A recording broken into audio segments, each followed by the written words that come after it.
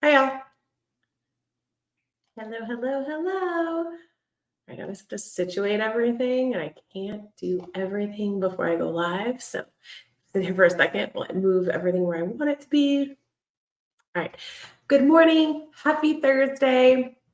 Um, Let me know if you're joining me live. Let me know as you jump in where you're joining from. And if you're watching on replay, let me know where you're watching from. I always like to know where everyone is while we are together. So let's see, where am I? There we go. All right, so I always try to, cushion a little bit of time for people to jump on in here. Hi, Mark, I missed you. Hello, I'm so excited to be back. So for all of you that are new, I'm Bree Beers. I am a CPA and I own a firm in Denver, Colorado called Bree Beers and Associates, which we focus on tax prep and tax planning. And we work out with clients across the country. And I've owned that firm for about 7 years, 7.5. And then just recently, I was able to start a second business called Peak Prosperity CFO. And we are a fractional CFO firm that works with 7-figure business owners to help them get more money out of their business and into their personal bank accounts while also working less. And so we sit into that fractional CFO position for their business and help them manage those finances and make those decisions so that their business is supporting them as business owners instead of the other way around. And that kind of goes into today's topic. So today we're talking, the title is Stop Working for Your Business and Create a Business That Works for You. And so we're going to jump right in. So everyone here who's watching this is a business owner or wants to be a business owner, but most of you guys are established business owners. And if you think back to when you started your journey, everybody starts their business for one of two reasons or a combination of these two reasons. It's to make more money or it's to have work-life balance, or both. Make more money, have work-life balance. That's why we create businesses. And nearly all business owners start their business because they have a hobby, an art, a skill, a service, something that they want to monetize. So a lot of times we have these hobbies. So maybe we're a baker or we make holiday wreaths and we're making them. We're like, you know what? I think I can make some money off this. So we start an Etsy shop or we start a brick and mortar business to sell our arts and crafts. We might have a skill. Maybe we are really good organizers or we teach something. We're able to teach something and we're helping people. We decide to monetize that, turn it into a business. Or like me, we're in a service industry. We spent years in corporate America or working for other firms. And whether it's doctors, dentists, attorneys, accountants, and we're now ready to venture out on our own and start our own practice. So all of us do this. We don't do it because we're like, man, I would just love to own a business. That sounds fun. It's because we believe that with entrepreneurship comes work-life balance and more money. And that's true. I am such a proponent for small business and owning a business, or in some way, having some sort of flow or cash flow that does not involve a 9-to-5 corporate America job. I've worked in corporate. I have plenty of friends in corporate. And those of you that come from corporate or are in corporate know that there's a limit to what, there's a limit to how much you can make, how far you can move up that corporate ladder. And no matter how hard you work, there is a limit. There's a glass ceiling, right? Whereas with business ownership, I'm going to make this sound easier said than done, but if you want to make more money, you can, right? There's shifts you can make, you can work. There's all these opportunities to make more money if that's what you want to do. So I am a super proponent for small business and starting, people call them side hustles or whatever you want to call them, but I'm such a believer. I also am very well aware that it takes a very certain kind of personality or person to be a successful entrepreneur. But we're going to kind of talk about that today because while I do believe that, I also believe there's a lot of things in our society and things that hold us back that lead us to believe that entrepreneurship is not the right answer. So we'll circle back around and talk about all that. But circle back to when we started our business, right? We started our business and you start this business because you're good at something, right? That skill or that hobby or that service. But you very, very soon, very quickly find out that running a business that side of running a business, right? The marketing, the sales, the finances, the bookkeeping, the record keeping, the customer service, managing people. All of these tasks are things that you didn't know you were signing up for, right? Or maybe you knew, but you did not know the time and energy and effort and money involved in doing these things. And so many of us find that we're providing our service or our skill, however many hours we're doing that is a fraction of all the time we're putting into our business. When you take all those, behind the scenes tasks that need to be done, right? The marketing, the bookkeeping, the managing people, that's what takes up so much of our time. And we did not plan on that, right? So when we're creating our budgets, I'm like, okay, I need to serve this amount of clients or make this number of products, and that's going to take me, 25 hours a week. I'm going to be awesome. I'm going to be making the money I want to make, working 25 hours a week. Perfect. Little do we know that at least twice that we're going to be spending on these back end tasks.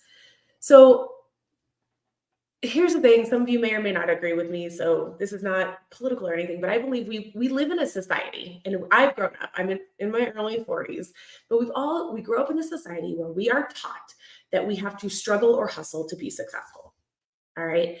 And I believe you have to be challenged. I believe things are not going to come easy, but you do have to challenge yourself. You do have to push, but I do not believe that you have to constantly be struggling or hustling in order to be successful. There will be seasons of struggle, seasons of hustle, but it should not be ongoing and consistent. Meaning, if you look back at your last year and it's been nothing but 80-hour work weeks and you've been hustling this entire time and you haven't been able to take vacations and you haven't been paying yourself all these things, that's not a normal place to be.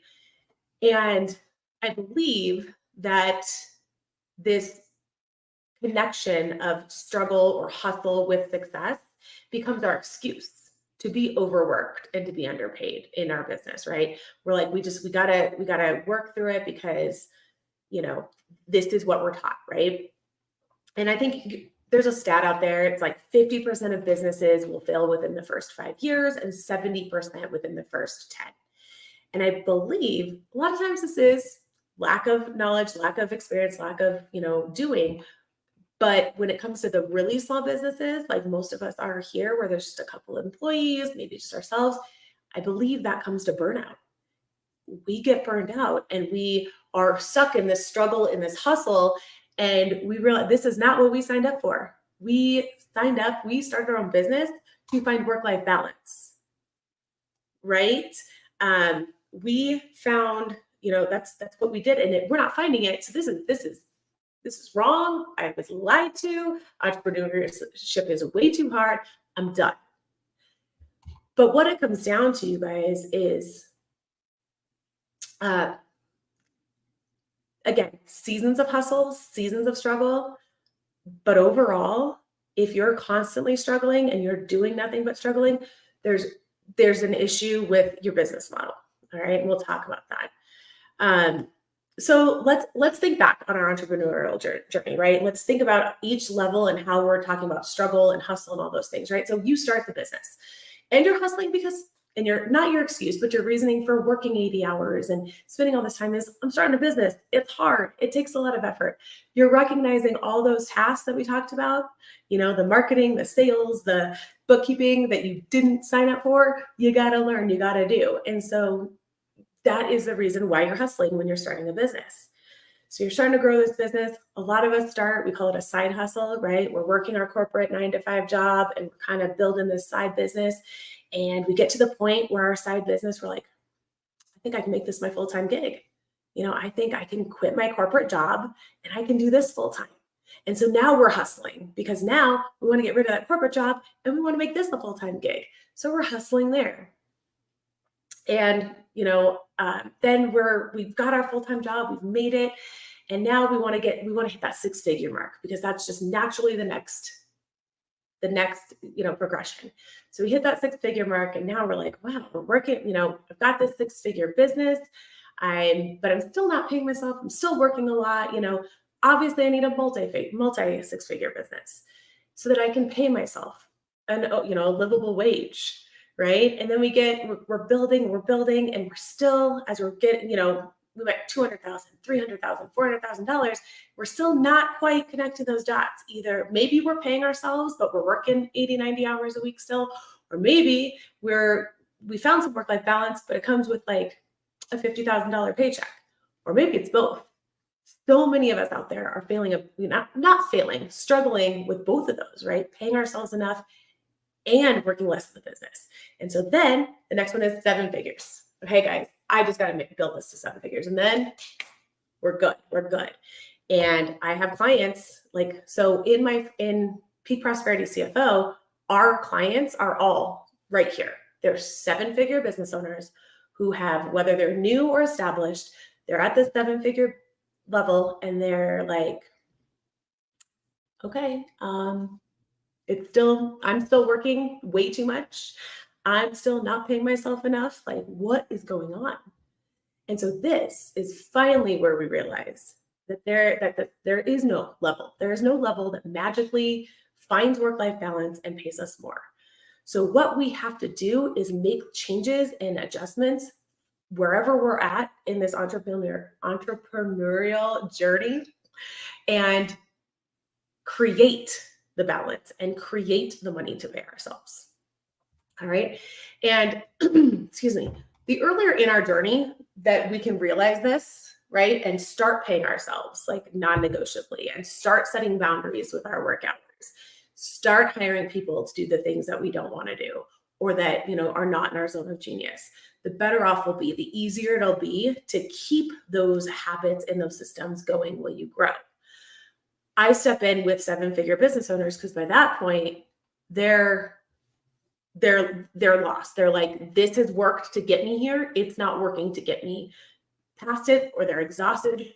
They're ready to, throw in the towel.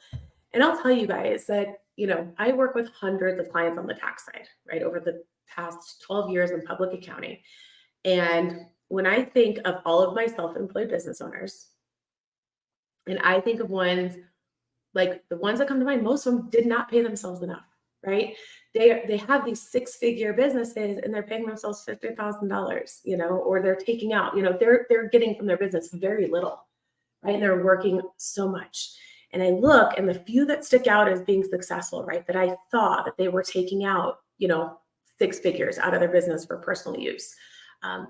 They were older. They were established. They had been doing this for years. They've, gone through all the kinks and figured it out. And even they were still working a ton. All right. So getting both seems to be like this elusive thing, and we're going to figure out how to do it. All right. Together. So let's see, where were we? So you've got to create that balance in the money in yourself. So the earlier in the journey you realize this, the better off you'll be, right? So that's the main takeaway from today. Before I'll give you a few tips in a second, but the main takeaway is to recognize that you are not alone. You are not doing anything wrong. All right. There's not a better way to be doing this. This is part of the journey. All right. And this is part of the natural, between, like I said, society telling us that struggle equals success, with us just thinking, okay, rationalizing and justifying like that. It's hard now, but it's going to be easier. It's going to get easier. It doesn't magically get easier. We've got to do the work and put in the systems and the tools to make it easier. All right. And I'm peeking at the comments, and real quick before I get into the few tips, and let's see, Mark, that says you climb the ladder and then find out back at the corporate America, right? I'm going to show this. So Mark says, we were talking about corporate America, right? And plateauing. And he says, you climb that ladder and then find out that it's leaning in the wrong building, right? Like, yeah, you're like, wait a minute, pay me, not you, right? And then another Facebook user, it's hard to sit in peace. It's hard to sit in peace in work life. Does it mean I'm not doing enough? No, it just means a lot of time, and we'll talk about this. So tomorrow and all of next week, for those of you that may not know, we're doing 3 lives a week for a couple of weeks, Monday, Thursday, Friday. And tomorrow and all of next week is all about how we figure this out. All right. I'll give you a few tips here in a minute today as well, but the juicy stuff, the actual things to do are going to start tomorrow.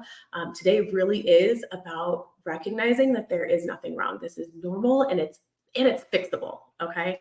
A few more comments. We'll talk about that. Yep, Mark, systemize, process, procedure, delegate, and with trust but verify. Yes, yes. And Mark relates that creating jobs for everyone, but still trading time for dollars. Yes. And so we go back, right? And we go, and part of that scaling up, right? It's like, okay, there's more money, but as there's more money, there's more expenses, right? Like you never quite catch to where, like, where's the money for me, right? So I want to talk quickly three quick tips that we'll dig, but again, we'll dig really into all of these solutions tomorrow and the following weeks. But I want you to think streamline, optimize, and improve. All right, and I'll touch just really briefly on these. So streamlining.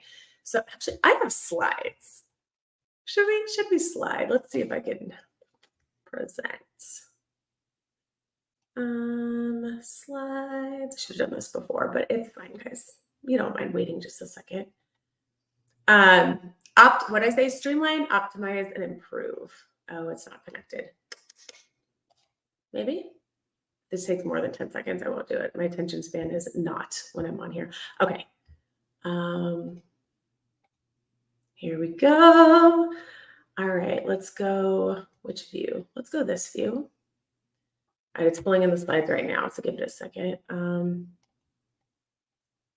right, let's add these. So streamline. So streamlining, so I'm talking about creating SOPs. For those of you who don't know, standard operating procedures.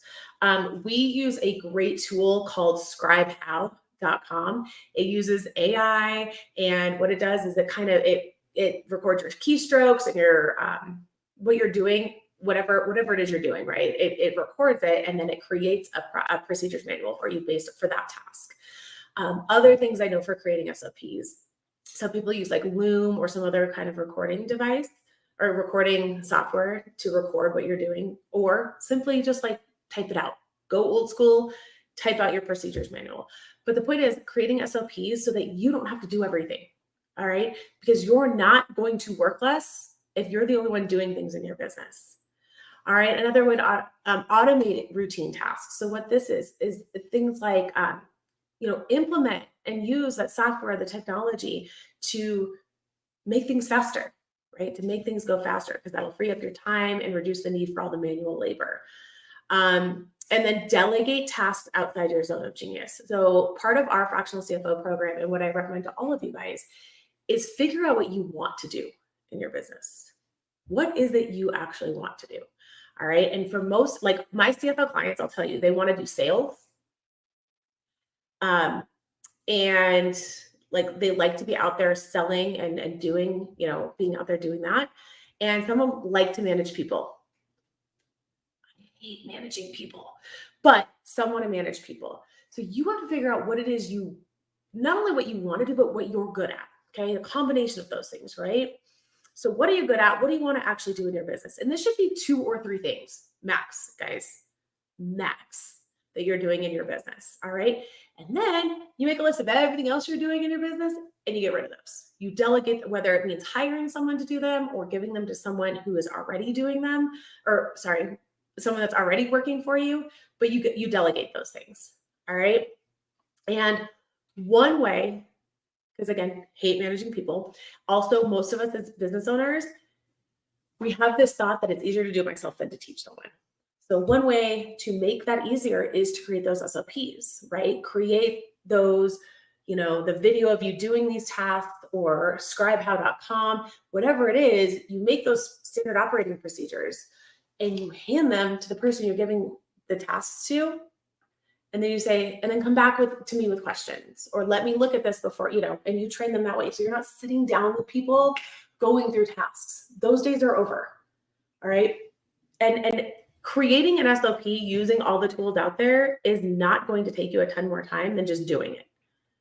Right. Like I said, if you just use ScribeHow or use Loom or like a recording device that just screenshots what you're doing as you're doing it, you're performing your normal task. You have this thing recording what you're doing, and then you're able to pass that on to whoever's taking that task over for you. All right. So streamline. The next one is optimize. So optimizing things. So there's 3 areas here: finances, marketing, and time management. Yeah. Sorry. I wasn't sure if that one was on the right. thought I might have had something on the wrong slide. It's good. It's there. So let me find my detailed notes. So optimizing pricing and profit margins. So your pricing strategy. So I want you guys to review your pricing structure to ensure that it's aligning with your market demand, your cost structure. A lot of times increasing prices just a little bit can significantly boost productivity or profitability. I thought I had examples in here. Shoot. Oh, you know what? I do. Let me go to this one. I do have examples. So an example. True, real client, right? My client averages $200,000 sales every month, right? They implemented a 5% increase. That 5% increase was an extra $120,000 in annual revenue. All right. Another example, I had a client that had 100 clients that were paying $600 a month for service. They doubled their prices. They knew they'd lose clients. They were like, well, if I double my prices, I'll probably lose half my clients, but at least I'll be making the same amount of money, but I'll be working less, right? Well, they only had a third of their clients leave.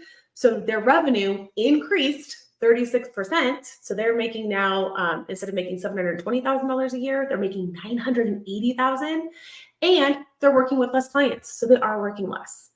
All right. So pricing strategies are so important. Profit margins. So a lot of times we're only looking at the product, project, service that is bringing in the most cash, but we're not taking into account the costs associated with providing that service or that good. All right, so that profit margin is really important. Again, we're going to look at another one of my clients, and no, we're not. I'll give you another example first. So just remembering that the highest revenue generating product does not mean highest profit margins. Okay. And digging into profit margins is really important. That is not your job as a business owner. That is something you hire for. Fractional CFO, accountant, if you're smaller, somebody to do that for you. Because if you're doing this yourself, all you're doing is adding something to your plate when we're trying to get things off, right? We're trying to streamline. And if you decide to start looking at your profit margins on your own, you're not streamlining, right? You're taking on something else. So somebody on your team needs to be looking at pricing strategies and profit margins.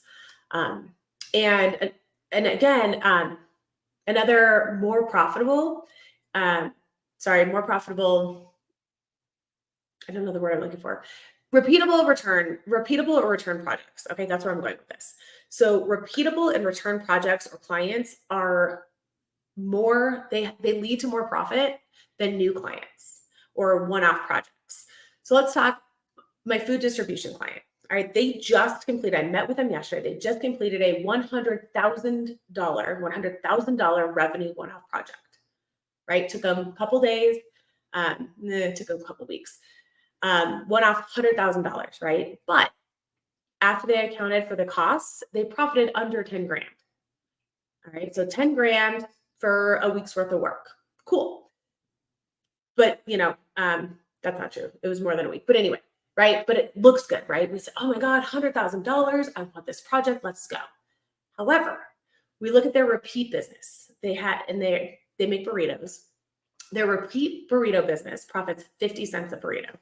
Now you're like 50 cents, like what? That's not a lot of money, but they are making 5,000 burritos a week, right? So $10,000 a month in profit, recurring, repeating, right? And they're doing it with their cost of goods is cheaper and cheaper because they're becoming more, I'm having a hard time with words. They're becoming more streamlined with it, right? So return clients, I don't know if you've heard this, but it's cheaper to keep an existing client than to get a new client. All right, so keep that in mind as well. That repeat business is going to be more profitable than one-off projects. All right, and then optimizing your marketing. All right, so here you have targeted marketing. So making sure that you are picking out your most profitable customer segments and tailoring your marketing campaigns to reach the right audiences more effectively. You want to make sure you're getting a high ROI on the marketing dollars, right? And then sales process optimization, meaning better lead qualification, improved sales training, maybe the use of sales enablement tools, things like that to help make that sales process a little bit simpler. All right. Then finally, we got time management. That's task prioritization and boundaries. So again, I want you as the business owner to determine your zone of genius and focus on the tasks in that zone. So they are the high value activities that directly impact profitability. All right, I'm going to say that again. You should be focusing on high value activities that directly impact profitability. Everything else needs to go. All right. Couple other tips on that is start your day with a money generating activity. We tend to get into our emails or maybe start, managing people, looking at people's projects. Pick one generating money activity. That's a sales call, maybe completing a tax return. If you're in the tax business, one generating money activity, start your day with that, get it off your plate. Know that because that is where you're going to kind of find your zone of genius. I also like to define my top 3 tasks for the entire week and make sure I'm staying focused on completing those projects before letting anything else seep into my task list. One thing I do, because I am multitasking is not a thing, but for me, I will be sitting here working on a tax return and then I'm like, oh my God, I forgot to make the kids' doctor's appointments. And I go make the kids' doctor's appointments. And then I have to come back and be like, where was I? So what I do now is I keep a brain dump book. It's in my iPad now, but I keep a brain dump book right on my desk for when all those things pop into my brain. So I don't have to stop what I'm doing, but I know that it's not going to fall through the cracks. So brain dump book is a good time management tool to have. And then also, guys, setting boundaries. All right. Setting boundaries means defining clear work hours and sticking to them. Avoid overworking, because that is where we lead to burnout and we decreased efficiency. And business owners, avoid taking back tasks that you delegated out. I am guilty of this as much as anyone. I will delegate things, and whether maybe they don't get done, maybe they're not getting done the way I want them to, maybe I'm just it's not getting done on time. Those are not reasons to take it back. Those are reasons to fix your SOPs, right? Maybe you don't have deadlines in your SOPs. Maybe there's a step missing, whatever it is, but do not take tasks back. All right. Once you've delegated them out, they are not yours. They're yours to review. They're yours to supervise. They're yours to, provide guidance on, but not yours to do anymore. All right. And then after streamlining and optimizing, we have improving. Oh, let me change the slide. Forgot I had my slides. So improving your financial standing and your professional development. So improving your financial standing means having financial statements that you or your accounting team, your accounting specialist, whoever can look at and decipher and tell you how we're doing. And then KPIs, these are key performance indicators. Every business should have 2 or 3 that they're looking at each quarter, each year, honestly, each month to see how we're doing.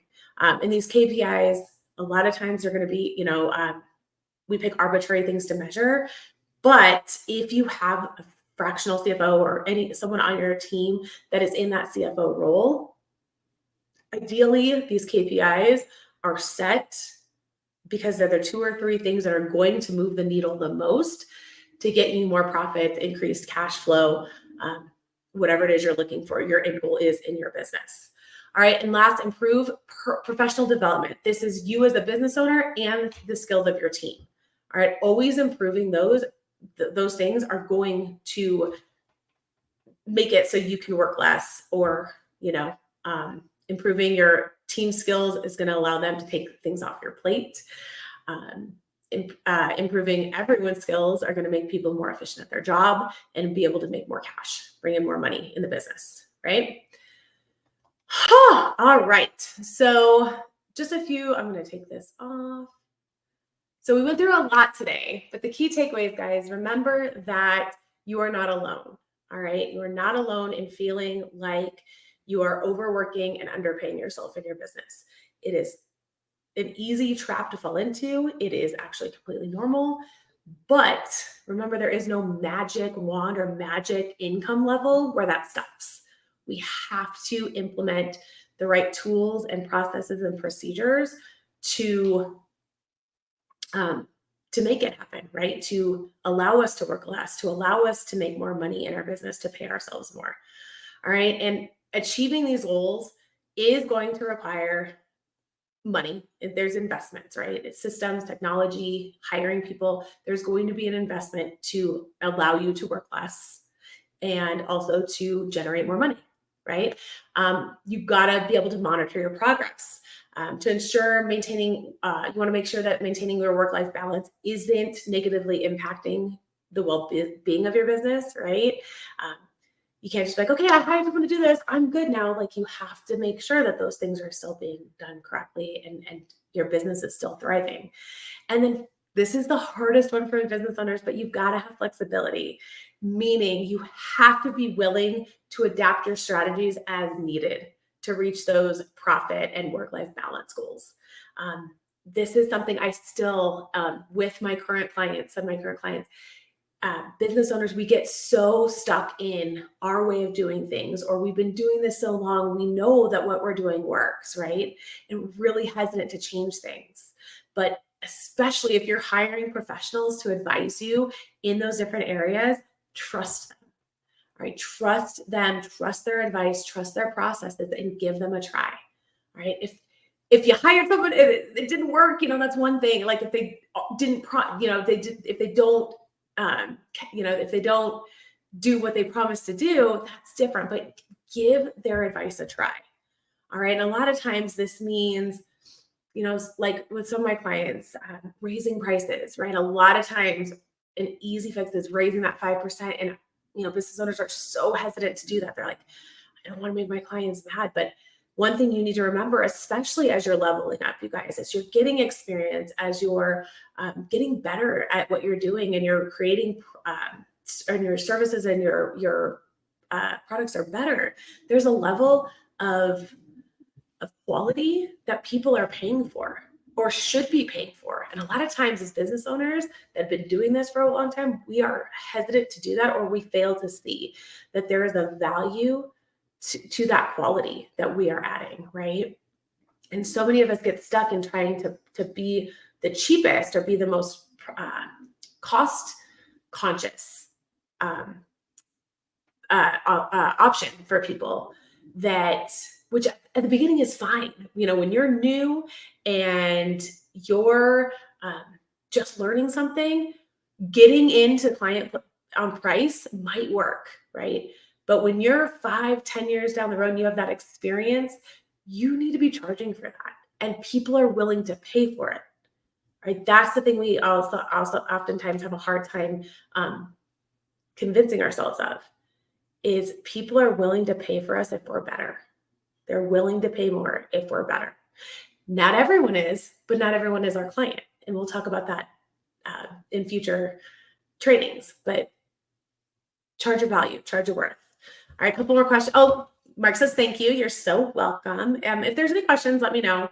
Now's a great time for questions. If you're watching this on a replay, come to another live and ask your questions, because I'm really bad. I'm trying to be better about going back in and looking at my lives and reading comments, but I'm still not very good at it, right? Like, again, flexibility to change. Mark says, with these levels of inflation, clients seem to be more agreeable to some price increases. 100%. They get it. They get it, right? They don't like it, but they agree. You're so welcome for your time. Also, guys, quick shout out. And I'll put this in the comments. But if you are a seven-figure business owner, maybe you're just got there, whatever. If you're interested in working with us, we are going to be taking on new CFO clients. Sorry, I'm trying to cut and paste. I'll put it in the comments now, and I'll also put it. So we are going to be taking on more clients. If you happen to be in that 7-figure range, like I said, where you're feeling like you're not paying yourself enough, you're working too hard. Basically, if you're wanting to transform your business into an asset that supports your personal dreams and goals, check us out. Check out my page. I built it myself, which I'm talking about, like having other people do things for you. But I was in so much hurry. So I built it myself. So it's a work in progress. But the details are there. What we do, how we help you is there. Check it out. There's also a link to schedule a call with me, free discovery call, to see if we'd be a good fit to be able to help you scale your business to the next level and find that so desired work-life balance. So that said, I will be back here tomorrow, 10:30. 10:30 Denver time, 9:30 Pacific, 12:30 on the East Coast. And tomorrow I'm sharing 4 things you need to know to take your business to the next level. These are pretty universal. Whatever level you're at will help you. These things will help you get that to the next stepping stone. All right. Thank you for your time today, guys. I really appreciate you being here. Everyone on replay, let me know you've watched it, and I will see you guys tomorrow. Bye.